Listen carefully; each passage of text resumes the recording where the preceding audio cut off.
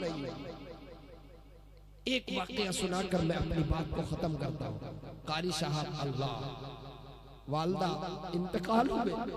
इन्होंने मुझे फोन किया कि मैं दूसरे ही दिन उम्रे के लिए मैं चला गया। अम्मी की तरफ से मैंने जाके हरम काबा में उम्रा किया और अम्मी के लिए दुआ किया। हजरत मालिक बिन दीनार रहमतुल्लाहि अलैह हज के लिए तशरीफ ले गए थे। जरा तवज्जो से सुन लीजिए, ये बात कहकर मैं बात को खत्म करूंगा, फिर दिल साहब पढ़ेंगे और फिर आप लोग होंगे। हज के अरकान अदा करके अब वो वापस लौटने वाले थे। आखिरी अय्याम तहज्जुद का वक्त था और सहने काबा तहज्जुद का वक्त है। सहने काबा में तशरीफ फरमा है। अचानक देखते हैं कि दो नूरानी फरिश्ते आए और उनमें से एक ने दूसरे को सुनाया, इस साल 4 लाख लोग हज में आए। कितने लोग? 4 लाख लोग हज में आए। सबका हज कबूल हो गया, सिर्फ एक शख्स का हज कबूल नहीं हुआ। एक शख्स का हज कबूल नहीं हुआ। मालिक बिन दीनार रहमतुल्लाह ने परेशान हो गए। वो कौन बदनसीब है जिसका हज कबूल नहीं हुआ? अल्लाह वाले तो हर बात अपने तरफ लेते हैं। सोचने लगे कहीं मैं ही तो नहीं, कहीं मैं ही तो नहीं। पूछा कौन है वो जिसका हज कबूल नहीं हुआ? उन्होंने नहीं बताया। मालिक बिन दीनार रहमतुल्लाह अलैह 24 घंटे तक रोते रहे, आंख सुर्ख हो गई। 24 घंटे तक रोते रहे, अल्लाह वो कौन बदनसीब है जिसका हज कबूल नहीं हुआ। फिर वही तहज्जुद का वक्त हुआ और फिर वो दोनों फरिश्ते आए और फिर आपस में यही बात किए, इस साल भी 4 लाख लोग हज में आए, सबका हज कबूल हो गया, सिर्फ एक शख्स का हज कबूल नहीं हुआ। मालिक बिन दीनार पूछने लगे, अरे बताओ तो किसका हज कबूल नहीं हुआ? फिर नहीं बताया। 3 दिन लगातार ये वाकया हुआ। तीनों दिन वो पूछ रहे, वो बता नहीं रहे। चौथे दिन उन्होंने कहा कि सुनिए, आप नहीं हैं जिनका हज कबूल नहीं हुआ, वो आप नहीं हैं। अगर आप देखना चाहते हैं तो आप नजर उठा करके देखें। अभी चंद मिनट के बाद तहज्जुद का वक्त जो ही शुरू होगा, इस खाने काबा के इस दरवाजे से एक शख्स दाखिल होगा। उसके दोनों गर्दन के दोनों तरफ चादर लटकी हुई होगी, उसकी आंखें सुर्ख होंगी, उसकी पेशानी पे सजदे का निशान होगा, हाथ में तस्बीह होगी, चादर लटकी हुई होगी।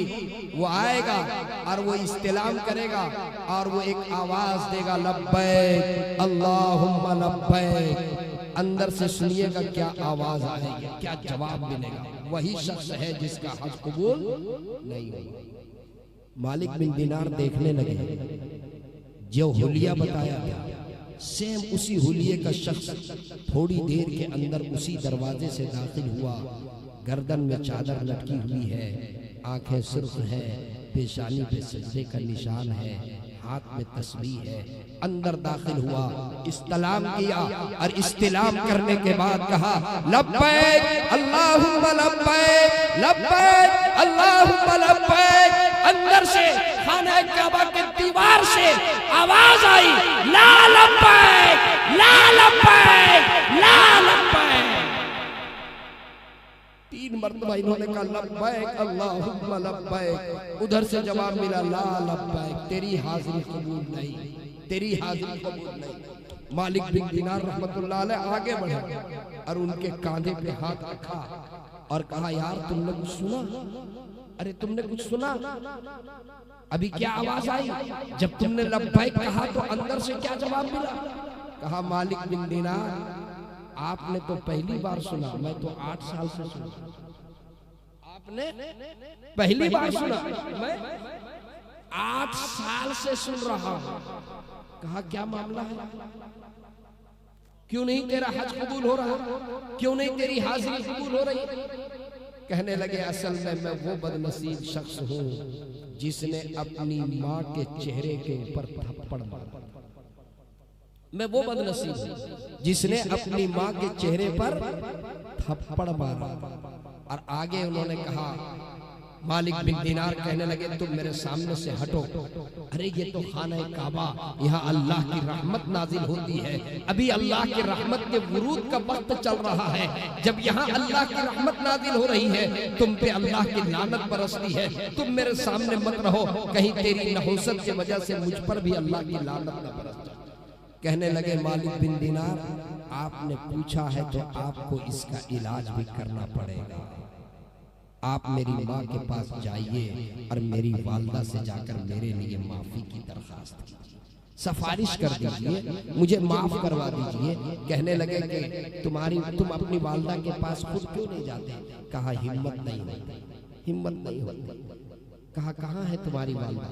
कहा मेरी वालदा भी हज के लिए आई है, मेरी वालदा भी हज के लिए आई हुई है और वो ईरानी खेमे के अंदर है।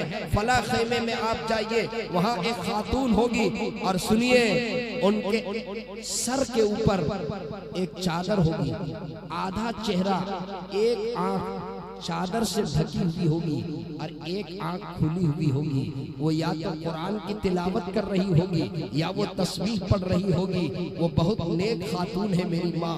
आप जाइए और उनसे जाकर पूछिए कि तुम अब्दुर्रहमान बिन शीरान की अम्मी हो, वही मेरी माँ है। चुनांचे मालिक बिन दीनार पता के मुताबिक ईरानी खेमे में पहुंचे तो उन्होंने देखा एक खातून अंदर बैठी हुई है और आधे चेहरे के ऊपर यूं चादर ढकी हुई है और आधा चेहरा खुला हुआ है और वो तस्बीह पढ़ रही है। गए और जाकर के सलाम किया, अस्सलामु अलैकुम, और पूछा आप अब्दुर्रहमान बिन शीरान की अम्मी है? आप अब्दुर्रहमान बिन शीरान की अम्मी है? जो ही उनके कान में ये आवाज टकराई, वो कहने लगी उसका नाम मेरे पास क्यों लेते हो? उसका नाम मेरे पास न लो। कहा क्यों? कहा इसलिए कि नाम सुनने के बाद मेरी आंख में दर्द शुरू हो जाता है। उसका नाम सुनने के बाद आंख में दर्द शुरू हो जाती है। कहा कि नाम का दर्द से क्या ताल्लुक है? आंख के दर्द का नाम से क्या ताल्लुक है? कहा कि असल बात यह है, वो मेरा वो बेटा है जिसने मेरे चेहरे के ऊपर थप्पड़ मारा और वो थप्पड़ इतने जोर से मारा था कि आंख का ढेला बाहर निकल गया था। इसलिए मैं उस आंख को छुपा करके रखती हूँ। जिस आंख का ढेला उसके थप्पड़ से बाहर निकला था, जब उसका नाम कोई मेरे पास लेता है तो उस आंख के अंदर दर्द शुरू। जब कोई उसका नाम मेरे पास लेता है तो उस आंख के अंदर दर्द शुरू हो जाता है, इसलिए उसका नाम मत लो। कहने लगे उसे माफ क्यों नहीं कर देती? अल्लाह की लानत उस पे बरस रही है। वो कहता है लब्बैक और जवाब मिलता है ला लब्बैक। आपका वो बदनसीब बेटा है जो हज के लिए आता है, उसका हज कबूल नहीं, उसकी हाजिरी कबूल नहीं, सब पर अल्लाह की रहमत बरस रही है और उस पे अल्लाह की लानत बरस रही है। आप उसे माफ क्यों नहीं कर देते? अल्लाह अल्लाह, मेरे नौजवानों सुनो, माँ की ममता क्या होती है? कहने लगी मालिक बिन दीनार, आपके कहने से मैं माफ कर दूं? आपके कहने से अगर मैं माफ कर सकती हूँ, क्या वो खुद आकर के मुझसे माफी नहीं मांग सकता? वो खुद आकर के मुझसे माफी नहीं मांग सकता। जब आपके कहने से मैं माफ कर सकता तो उनके कहने से मैं माफ नहीं करती। चुनांचे मालिक बिन दीनार और जाकर के उनसे कहा चलो वापस तुम जाकर अपनी माँ से माफी मांगो। ए मेरे नौजवानों सुनो, माँ की ममता क्या है? अल्लाह अल्लाह, माँ के दिल में औलाद के लिए कैसी मोहब्बत होती है, माँ के दिल में औलाद के लिए कैसा जज्बा होता है। क्या माँ होती है जब जो बेटा जिसने अपनी माँ के चेहरे पे थप्पड़ मारा था और थप्पड़ के वजह से आंख का ढेला बाहर निकल गया था, जब वो बेटा 8 साल के बाद अपनी माँ के पास आया और आकर के अपनी माँ को सलाम किया और माँ से जब माफी की दरखास्त की, वो माँ अपने बेटे को अपने सीने से लगाती है, अपने सीने से चिमटाती है और सीने से लगा कर ये कहती है, ए मेरे बेटे तू 8 साल से कहाँ थे? ये सीना तेरी मोहब्बत में, ये सीना औलाद की मोहब्बत में ये सीना तड़प रहा था, ऐ मेरे बेटे, ऐ मेरे लड़के जिगर, तुम कहाँ थे? तू वापस आ जाता। सीने में जो तेरी मोहब्बत है, उस मोहब्बत की ठंडक से मैं, उस मोहब्बत की ठंडक में तुम्हें पहुंचाती और मैं तुझे माफ करती। तेरे मुझे माफ करने से मुझे अल्लाह की जात पर यकीन और उम्मीद है कि अल्लाह भी तुझे माफ कर देता। ए मेरे बेटे, तू 8 साल से कहाँ था? मेरे दोस्तों, जब माँ माफ करती है, माँ माफ करती है, आवाज आती है, जिसके बारे में आवाज आ रही थी ला लब्बैक, ला लब्बैक, ला लब्बैक, जो ही माँ माफी का परवाना पेश करती है, आवाज आती है आपके माफ कर देने के सदक़े में सिर्फ इस साल का हज नहीं, पिछला 8 साल का हज भी इसका मैंने कबूल कर लिया। इस साल का हज नहीं, पिछला 8 साल का हज मैंने कबूल कर लिया है। मेरे नौजवानों, अगर किसी की माँ हयात से हो, किसी का बूढ़ा बाप हयात से हो, कसम खुदा की, अगर माँ नाराज है, बाप नाराज है, उसको दुआ दे दीजिए, उससे दुआ करवा लीजिए और उससे अपनी गलती की माफी चाह लीजिए। कसम खुदा की, इससे बड़ी और कोई नियामत नहीं हो सकती है। और माँ दुआ कर देगी, दुनिया भी संवर जाएगी, आखिरत भी संवर जाएगी। मेरे वालिद तो अल्लाह के प्यारे हो गए, मेरी माँ है। आज मैं जब घर से निकलता हूँ, दिल साहब जानते हैं, जब मैं घर से निकलता हूँ, मेरी माँ जो तहज्जुद में पड़ी रहती है, हर वक्त जो है, हर वक्त तहज्जुद, जब भी देखो तो नमाज, तिलावत, तहज्जुद। जब मैं घर से निकलता हूँ तो अपने आंचल से मेरे चेहरे को साफ कर देती है। कसम खुदा की, जब आंचल से मेरे चेहरे को साफ करके भेजती है, मुझे ऐसा लगता है कि दुनिया की सारी बलाएं और सारी मुसीबतों से मैं महफूज हो गया। जब माँ दुआ देकर घर से रुखसत कर देती है और आंचल से मेरे चेहरे को साफ करके भेजती है, जा बेटा, मुझे लगता है कि सारी दुनिया की दुआ बलाओं से मैं महफूज हो गया। आज मुझसे बड़े बड़े उलमा मौजूद हैं, आज जुड़ रहा हूँ, ये मेरे माँ बाप की दुआओं का सदका है, मेरी माँ बाप की दुआओं का सदका है और मेरी माँ बाप की दुआओं की बरकत है, मेरी माँ बाप की नेक तमन्नाओं की बरकत है। मैंने कहा, जब दारुल देवबंद में जब मेरा दाखिला हुआ, मेरे वालिद साहब जमात में गए हुए थे, अचानक वो दारुल में आए, उस इलाके में गंगो तरफ जमात में थे, आए और एक लड़के से पता किया कि मेरा बेटा अकरम है, गिरिडीह का है, मुझे उससे मुलाकात करनी है। तो पूछा उन्होंने कि कौन रूम में रहता है, कि वो नहीं जानते हैं कौन रूम में रहता है, अभी शव्वाल का टाइम था, अभी दाखिला जो है उसका हुआ है, कहाँ रहता है मैं नहीं जानता, लेकिन है यहीं पर। जबकि वो जमाना फोन का नहीं था, दाखिला हुए सिर्फ 1 दिन हुआ था। वालिद साहब को मैंने खबर भी नहीं की थी, आए वो लेकर के आ गए मेरे पास। जब मुलाकात हुई तो मैंने पूछा, अब्बा आपको कैसे मालूम हुआ कि मेरा दाखिला हो गया है? देखिए बाप का क्या जज्बा होता है। कहने लगे, बेटा मैंने दुआ किया था, मुझे यकीन था कि दाखिला हो जाएगा, मैंने दुआ किया था तुम्हारे लिए। बाप की दुआ की बरकत से माँ की दुआ की बरकत होती है। मेरे दोस्तों, बस यही कह करके आपसे मैं रुखसत हो रहा हूँ। अपने वालिदैन से दुआएं ले लीजिए, कसम खुदा की दुआ कर देगी, आपकी दुनिया भी संवर जाएगी, आपकी आखिरत भी संवर जाएगी। माँ चाहे, यहाँ तक के हदीस में है कि माँ अगर काफिर हो, मुशरिका हो, फिर भी जो है उसके लिए दुआ कीजिए। रिवायत मौजूद है हजरत अबू हुरैरा, अल्लाह अल्लाह, कोई रिश्तेदार नहीं, सिर्फ माँ। इधर आका है, इधर माँ है। एक रोज माँ ने आका की शान में कुछ कह दिया, कहने लगे, अम्मा आप मेरे सर के ताज, आपके अजमत मेरे सर के ऊपर, लेकिन मोहम्मद रसूलुल्लाह के शान में गुस्ताखी बर्दाश्त नहीं। आका की शान में गुस्ताखी बर्दाश्त, माँ है लेकिन मुशरिका थी।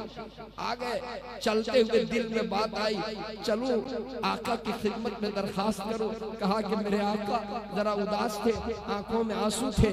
आका ने पूछ लिया, अबू हुरैरा क्या बात है, क्यों मगमूम हो, क्यों उदास हो, क्यों आंखों में आंसू? कहने लगे, आका आका आका, मैं अपनी माँ की हिदायत की दरखास्त आपसे करता हूँ, आप दुआ कर दीजिए, अल्लाह मेरी माँ को हिदायत दे दे। आका आपके पास से माँ के पास जाता हूँ माँ की खिदमत के लिए। आज माँ ने ज्यादा सख्त और सुस्त कह दिया।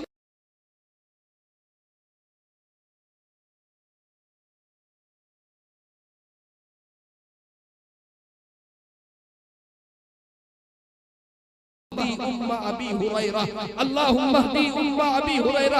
आका दुआ के लिए इधर हाथ उठाते हैं और इधर अबू हुरैरा दौड़ते हुए घर की तरफ जा रहे हैं, आहिस्ते नहीं दौड़ करके जा रहे हैं। रास्ते में किसी ने पूछा, अबू हुरैरा दौड़ करके क्यों जा रहा है, आज दौड़ कर क्यों जा रहा है, आहिस्ते जाओ।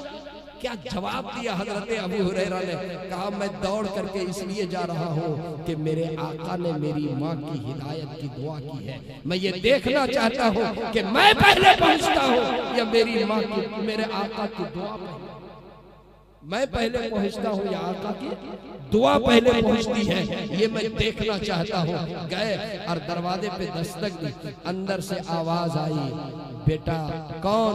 कहा कि आपका लख्त जिगर अबू हुरैरा। कहा बेटा रुक जाओ, ठहर जाओ, मैं थोड़ा गुस्ल कर रही हूँ। अल्लाह अल्लाह, लहजा सुन करके अबू हुरैरा कहते हैं कि वो लहजा सुन करके मुझे यकीन हो गया ये लहजा मोहम्मद रसूलुल्लाह की दुआ की कबूलियत का लहजा है।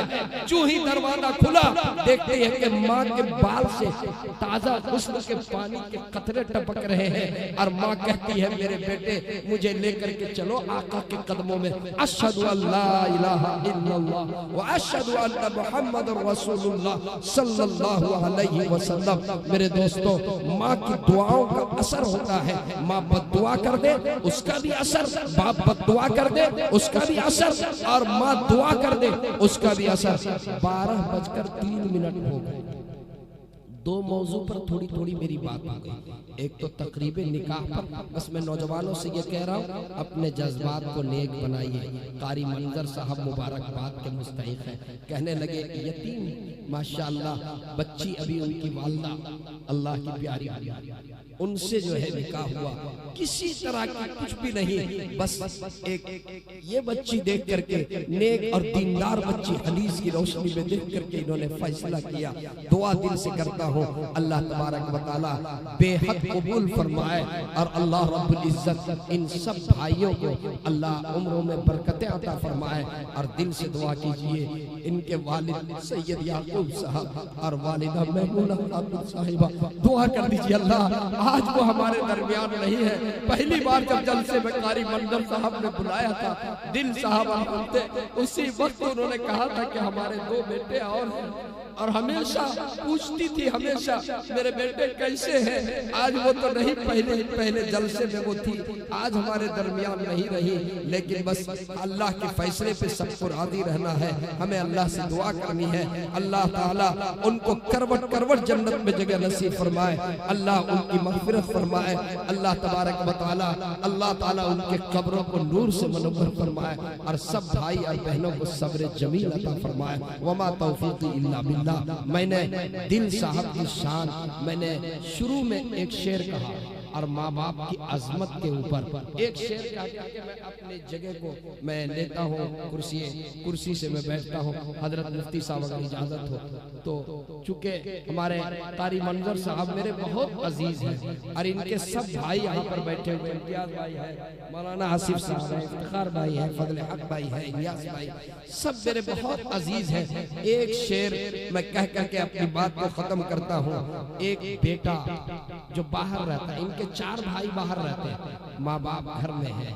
अल्लाह अल्लाह इन 4 भाइयों को निगाह जहन में रखिए और विदेश में हो और माँ बाप घर में हो, उसको जहन में रख करके मेरा एक शेर सुन लीजिए।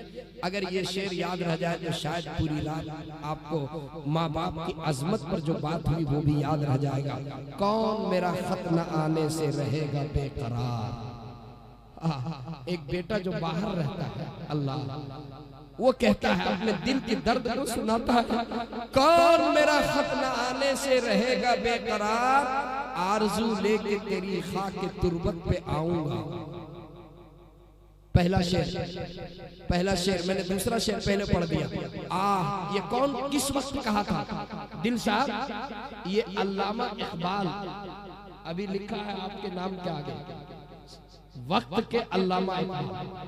अल्लामा इकबाल की वालदा जब रुखसत हो गई, अल्लामा इकबाल की वालदा जब इंतकाल हुई, अल्लामा इकबाल की वालदा जब वफात पा गई, वो वक्त का अल्लामा इकबाल ने अपनी वालदा के वफात में जो शेर कहा था, मैं इस वक्त के इकबाल के सामने वो शेर पढ़ करके मैं अपनी जगह लेता हूँ।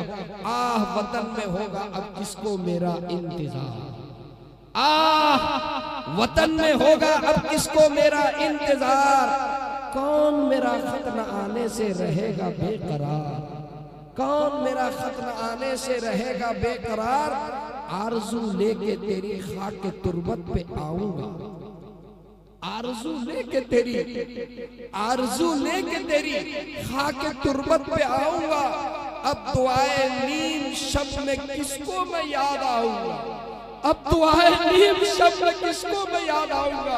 अरे माँ और बाप वो है जो अपनी औलाद को दुआए नीम शब यानी तहज्जुद में याद करती है। सारी दुनिया सोया रहता है लेकिन माँ तहज्जुद में उठ करके अपने बेटे के लिए दुआ करती है, बाप तहज्जुद में उठ करके अपने बेटे के लिए दुआ करता है। उसी को अल्लामा इकबाल ने कहा, आरज़ू लेके तेरी खाक तुरबत पे आऊंगा, आरज़ू लेके तेरी खाक तुरबत पे आऊंगा, अब दुआए नीम शब में किसको मैं याद आऊंगा। वमा तौफीक़ी इल्ला बिल्लाह व आखिर दावाना अनिल हम्दुलिल्लाहि रब्बिल आलमीन।